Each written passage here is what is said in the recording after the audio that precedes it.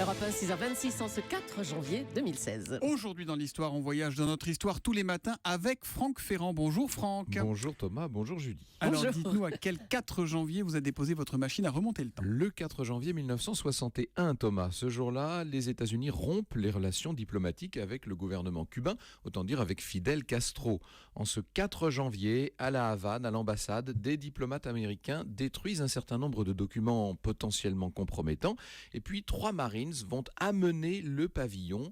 Ils le plient soigneusement selon tout un cérémonial avant de le renvoyer aux États-Unis. Les relations n'étaient de toute façon pas au beau fixe, hein, Franck. Non, il est vrai que dans un premier temps, en 1959, les États-Unis avaient été parmi les premiers à reconnaître le gouvernement de Castro, juste après que celui-ci eut renversé le dictateur Batista. Seulement, quelques mois plus tard, Castro devait nationaliser les avoirs étrangers, sous-entendu américains, un véritable défi lancé à la face de Washington, après quoi Cuba, vous le savez, est allé jusqu'à se tourner vers l'Union soviétique. Là, la situation s'est beaucoup dégradée jusqu'à cette rupture officielle de janvier 1961. Et 61, c'est la baie des cochons, si je me souviens bien, c'est ça. Exactement, vous avez raison Thomas. En avril, des opposants cubains qui avaient été entraînés par la CIA vont débarquer dans la fameuse baie des cochons pour tenter de reprendre le pouvoir.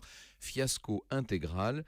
Cette fois, la rupture est totale et le 23 février de l'année suivante, les États-Unis mettront en place leur fameux embargo. Et vous savez qu'il va falloir attendre 54 ans jusqu'à l'été 2015 pour que les 3 mêmes Marines qui en 61 avaient plié la bannière étoilée reviennent à Cuba, lever à nouveau les couleurs américaines dans le ciel de La Havane.